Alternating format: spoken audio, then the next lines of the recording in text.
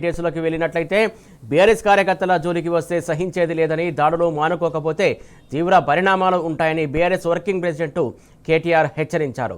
BRS కార్యకర్తలు ఉద్యమకారులని, కాంగ్రెస్ బెదిరింపులకు లొంగరని ఆయన స్పష్టం చేశారు. గెలిచిన సర్పంచులంతా ధైర్యంగా ఉండాలని, గ్రామాలకు మళ్లీ మంచి రోజులు వస్తాయని కేటీఆర్ భరోసా ఇచ్చారు. కేసీఆర్ హయాంలో తెలంగాణ పల్లెలు దేశానికే ఆదర్శంగా నిలిచాయన్న కేటీఆర్, రేవంత్ రెడ్డి అధికారంలోకి వచ్చిన ఈ 2 ఏళ్లలో తెలంగాణకు ఒక అవార్డు కూడా రాలేదన్నారు. కాంగ్రెస్, బీజేపీ నాణ్యానికి బొమ్మ బొరుసు లాంటివని, ప్రజలను మోసం చేయడంలో ఒకరిని మించి మరొకరు పోటీ పడుతున్నారని కేటీఆర్ ఎద్దేవా చేశారు. స్థానిక ఎన్నికల్లో బీఆర్ఎస్ ప్రభంజనం సృష్టించడం మంచి రోజులుగా సంకేతం అన్నారు కేటీఆర్. పల్లెపల్లెన బీఆర్ఎస్ బలపరిచినటువంటి అభ్యర్థులకే జనం పట్టం కట్టడం వెనుక కార్యకర్తల కృషి ఉందన్నారు. యాదాద్రి భువనగిరి జిల్లాలో పర్యటించిన కేటీఆర్ నూతనంగా ఎన్నికైన సర్పంచులు, ఉప సర్పంచులు, వార్డు మెంబర్లను సత్కరించారు. కాంగ్రెస్ కుట్రలను, దాడులను తట్టుకుని ప్రజల మన్ననలను పొందినటువంటి బీఆర్ఎస్ నేతలను కేటీఆర్ ప్రత్యేకంగా అభినందించారు.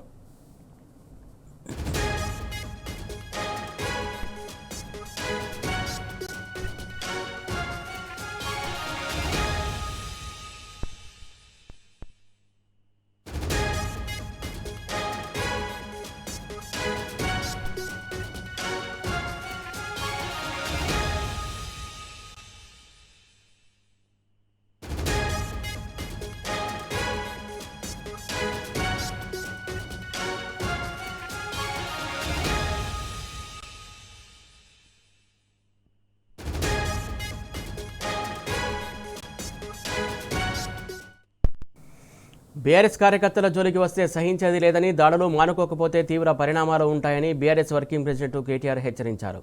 బీఆర్ఎస్ కార్యకర్తలు ఉద్యమకారులని, కాంగ్రెస్ బెదిరింపులకు లొంగరని ఆయన స్పష్టం చేశారు. గెలిచిన సర్పంచులంతా ధైర్యంగా ఉండాలని, గ్రామాలకు మళ్లీ మంచి రోజులు వస్తాయని కేటీఆర్ భరోసా ఇచ్చారు.